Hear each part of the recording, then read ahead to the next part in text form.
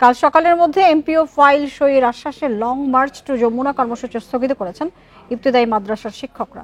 বিকেলে সচিবালয়ে বৈঠকের পরে এই ঘোষণা দেওয়া হয়। এর আগে ইবতেদায়ী মাদ্রাসার জাতীয়করণের গেজেটের দাবিতে ২১তম দিনের মতো জাতীয় প্রেস ক্লাবের সামনে অবস্থান কর্মসূচি পালন করেন শিক্ষকরা। এতে যোগ দেন দেশের বিভিন্ন প্রান্ত থেকে আসা শিক্ষকরা। আন্দোলনকারীরা প্রধান উপদেষ্টার বাসভবন যমুনা অভিমুখে পদযাত্রার ঘোষণা দেয়, তবে পুলিশের বাধায় তারা আগাতে পারেনি। গত বুধবার জাতীয় প্রেস ক্লাব থেকে সচিবালয় অভিমুখে যাওয়ার সময় আন্দোলনরত শিক্ষকদের সঙ্গে পুলিশের সংঘর্ষ হয়। এ সময় তাদের ছত্রভঙ্গ করতে সাউন্ড গ্রেনেড, টিয়ারশেল এবং জল কামান ব্যবহার করে পুলিশ। এতে বেশ কয়েকজন শিক্ষক আহত হন। গত ১৩ই অক্টোবর থেকে জাতীয় প্রেস ক্লাবের সামনে অবস্থান কর্মসূচি পালন করছেন ইবতেদায়ী শিক্ষকরা।